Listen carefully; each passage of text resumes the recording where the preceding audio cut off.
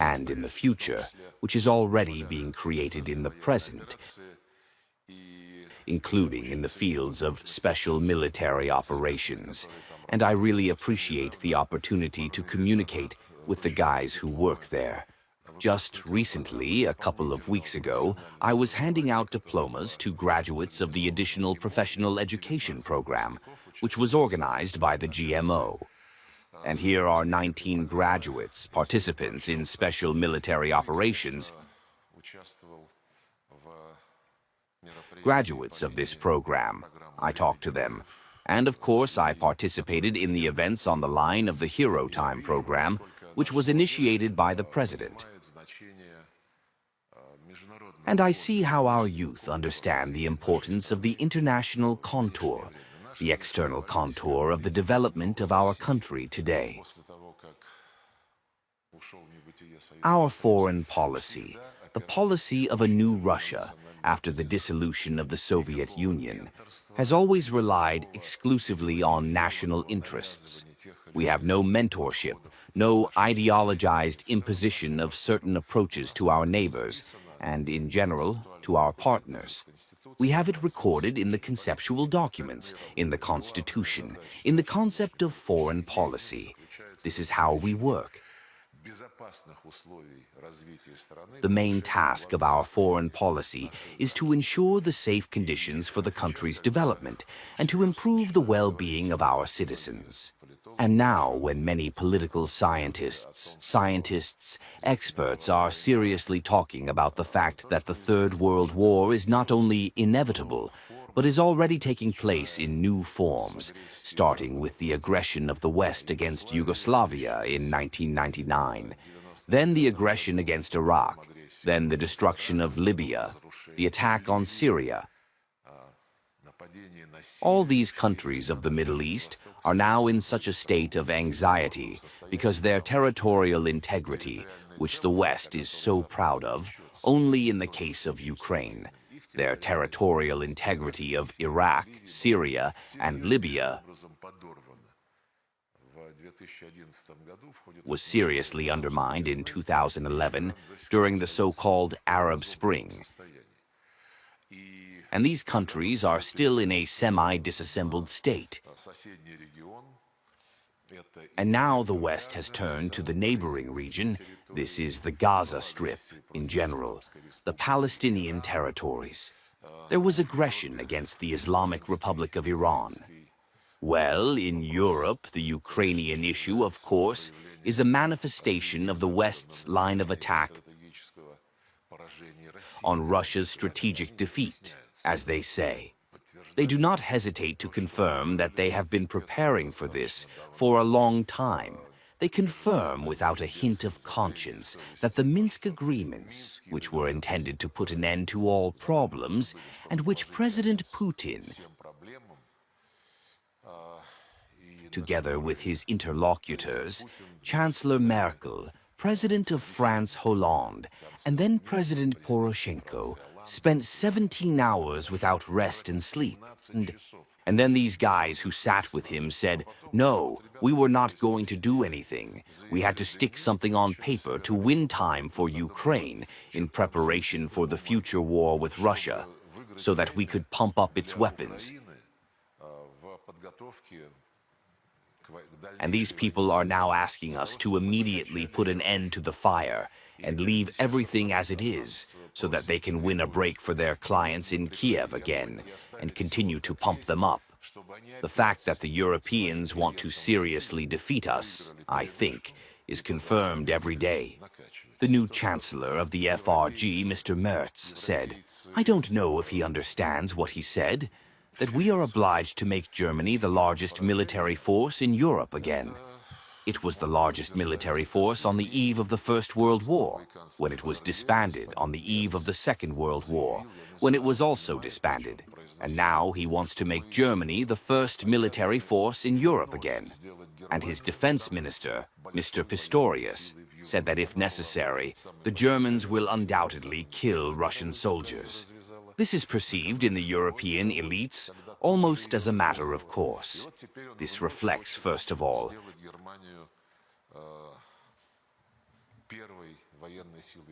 that the West cannot become just one of the large, powerful regions of the multipolar world.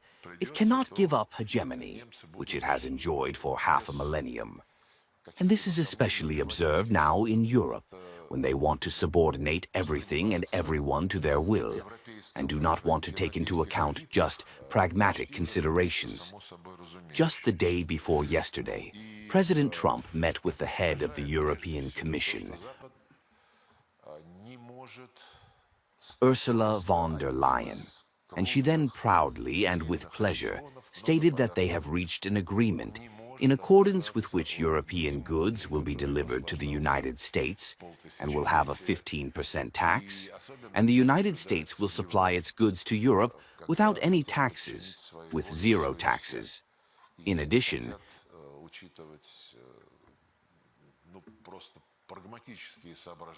Europe will spend $750 billion on the purchase of American energy sources, primarily natural gas and nuclear energy, and at the expense of a complete rejection of the purchase of Russian energy sources. And another $600 billion, as Trump announced, will be invested.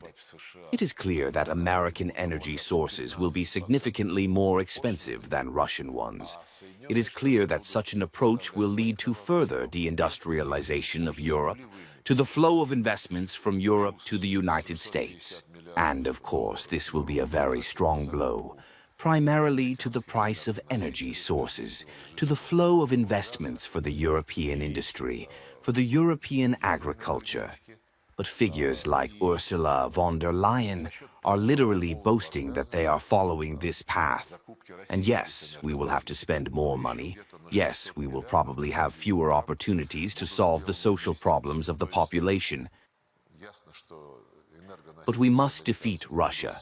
If we recall the previous administration of the United States, then Biden, as President Lula, the Brazilian president, recently said, in a conversation with him, he once said that Russia should be destroyed. Not even a strategic defeat, but destroyed. A war to be destroyed. President Trump takes a different position. As he has said more than once, he comes from common sense, primarily having in mind business considerations, which are beneficial for the United States. Well, you are probably following the actions he is taking, primarily in the trade sphere, and he is moving forward with Europe. We have reached agreements that, of course, are detrimental to the old continent.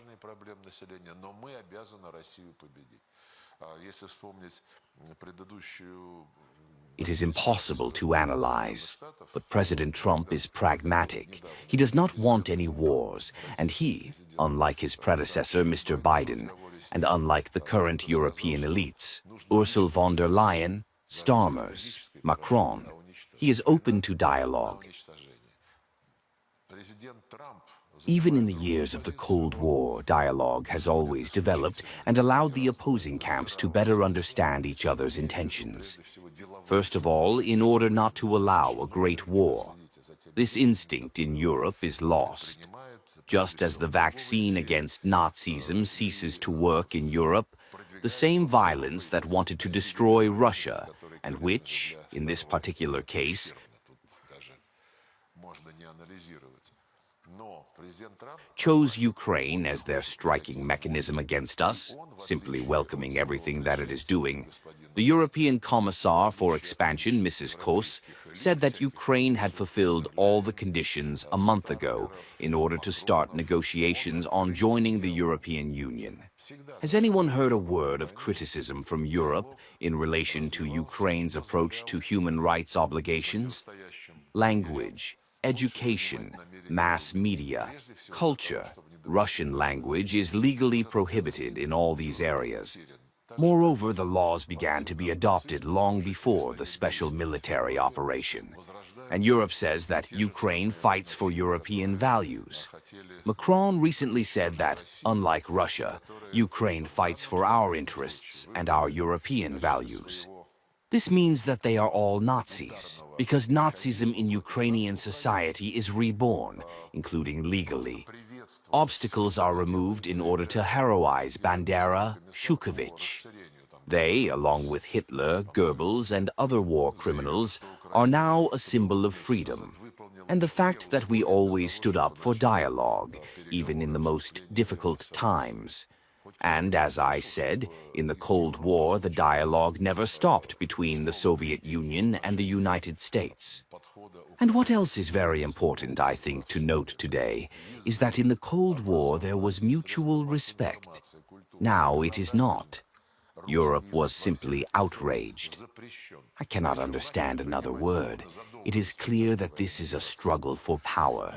They understand that the hundreds of billions of euros that were plundered into Ukraine in order to beat Russia, to kill our soldiers, to organize terrorist attacks against civil infrastructure, to send mercenary murderers to destroy our politicians and journalists. All this Europe, of course, does with one single goal: to use Ukrainians as cannon fodder in order to eliminate Russia as a competitor, or, even better, to provoke centrifugal tendencies in our society. They are also very actively engaged in this. Despite the measures taken by the leadership to prevent the activities of any foreign non-governmental organizations and mass media of dubious purpose, which promoted not the values of communication between the youth of our countries, but simply civil society, we were definitely promoting the Western agenda. But the dialogue that we are having with the Trump administration shows that reasonable people in the West are preserved, and they have quite serious support, as demonstrated by the development of events within the United States. We are open to dialogue. President Putin has repeatedly talked about this with any other country, including European countries.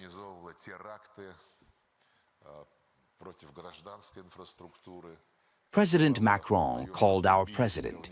He immediately picked up the phone. I don't want to reveal the secrets of communication, but there was little sense in this conversation. At least because then President Macron began to make public statements that Russia should be pressured to agree to ceasefire immediately, without any conditions. He said this a long time ago. When he gave this speech for the first time, he was asked, "Will you stop supplying weapons to Ukraine?" He said, "No, ceasefire must take place without any conditions. That's all you need. That's the goal." Just as the Minsk agreements were needed to somehow shake up Poroshenko's Nazi regime, so now they want to take a break. Against this background, I have already said that the West cannot accept the loss of its hegemony and continues to carry out a purely neo-colonial policy. The same policy of sanctions is a counteraction to competitors. Fear will allow them to develop in normal conditions because the new centers of power have already overtaken them. And if we remove obstacles in their path of development, they will be far from the West. Yes, the West still maintains strong positions in the military sphere, in the field of technology, in the field of biotechnology, including cyberspace. But the West cannot be one of the main players. It must be at the top. At least this is the mentality of the current elite. Meanwhile, a multipolar world is being formed. The process is objective. No one can do anything about it. No sanctions, no tariff wars, no provocations of hot wars, as the West plans now, after what they did in the Middle East, in Ukraine, in Iran.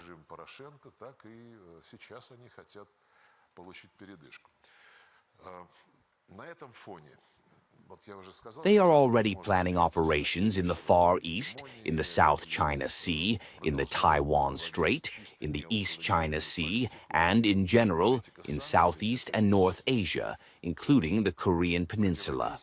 All this is laid out in the line of power, in the line of hegemony. Meanwhile, as I said, the multipolar world will overcome this attempt to slow down the natural course of history. We have a huge number of partners, like-minded people, allies. close allies.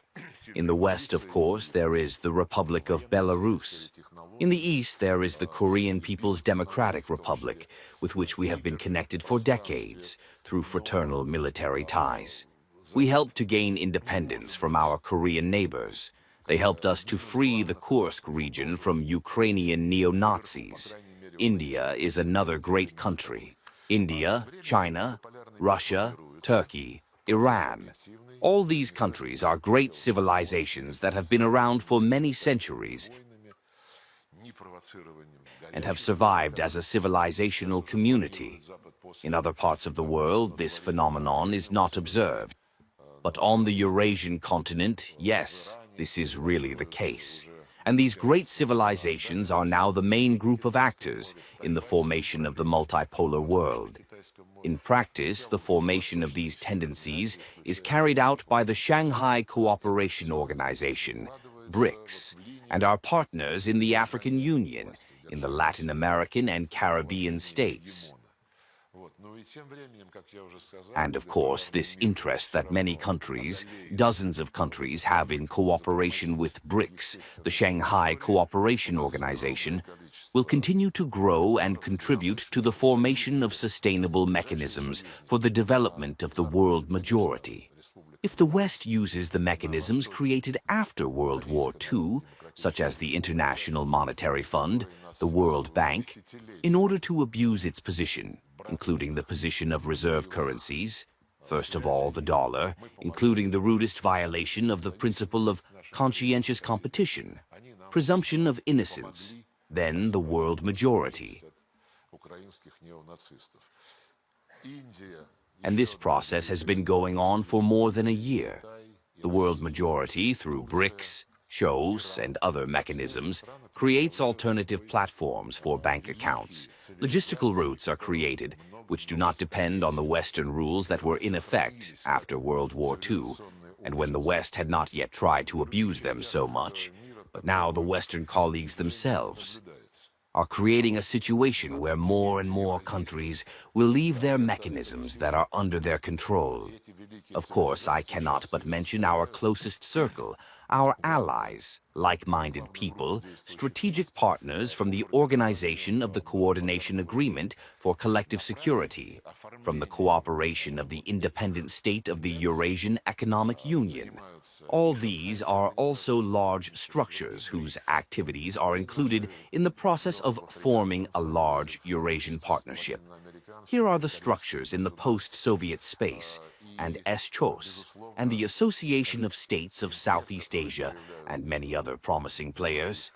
By the way, the Eurasian continent is the only one where there is no comprehensive continental organization. In Africa, there is the African Union. There are many sub-regional structures, but there is a comprehensive continental African Union. In Latin America, there are many sub-regional integration associations, but there is a community of Latin American and Caribbean basin countries. There is no such thing in Eurasia. And probably when a few years ago at the Russian ASEAN summit proposed to bring together all these integration sub-regional processes in the ideal that they complement each other, that their programs facilitate the elimination of duplication and thereby form this large Eurasian partnership, this idea comes from life. It is not an artificial initiative that is imposed. No, it is an objective thing that will meet the requirements of mutual benefit and the maximum saving of resources and the maximization of the advantages that integration processes create. Well, in a broader sense, it will become such a solid foundation, a material foundation for the formation of the architecture of Eurasian security. The current structures that deal with security are, first of all, what was created in Europe after the Second World War. The OSCE, of course, NATO, but both NATO and OSCE are structures on the basis of which the concept of Euro-Atlantic security was born. That is, there must be colleagues on the other side of the Atlantic Ocean, but probably this is for God's sake. Who wants to cooperate with the United States, with Canada? No one forbids it. But why can't we have a common continental open for all countries of the continent? Moreover, now, as you can see, President Trump does not really strive to retain any special role in Europe. He believes that Europe itself should deal with its own problems, be it security, be it economic development under the conditions that the United States dictated to Ursula von der Leyen. Therefore, the architecture of Eurasian security knocks on the door. And for the third year in a row, in October, a conference on Eurasian security, where a project on the map of diversity and multipolarity in the 21st century, it was prepared by our Belarusian friends together with us.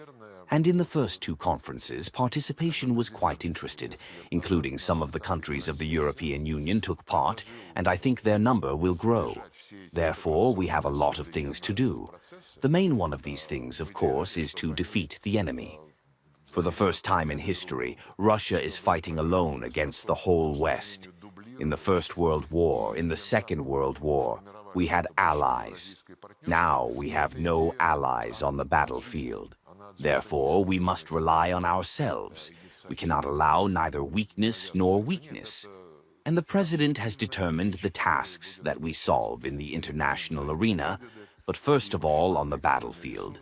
These tasks will be fulfilled. We insist on what is our legal requirement, namely, ensuring our security. No Ukraine's involvement in NATO, no NATO expansion at all. It has already, contrary to all promises and documents that were adopted, expanded close to our borders. Secondly, everyone says Russia must return to the borders of 1991. First of all, in 1991, when Ukraine was recognized as an independent state, it had as its main principle its Declaration of Independence, where it was stated that it was an out-of-bloc, non-nuclear, neutral state. It was in this quality that Ukraine's territorial integrity was recognized. And when they began to destroy everything Russian, of course, we could not stay aside. We tried to negotiate, but it did not work out. Therefore, there was no alternative to the start of a special military operation. We do not care about the territories. Sometimes they say, they have seized the territory. We must free them. We do not care about these territories. We have the largest country in the world. It is important to us that people who have lived there for centuries, who are carriers of Russian culture, Russian language, Russian education, who want to raise their children in the same culture, so that these people are not exterminated and so that their rights are protected. These are absolutely legal requirements. And of course, the recognition of those realities that are enshrined in our Constitution is an absolutely non-alternative requirement. Therefore, we have a lot to do. I really hope that the meetings that we are having here and that you are having here with my colleagues will help you better understand what the foreign and political structures of the Russian Federation are.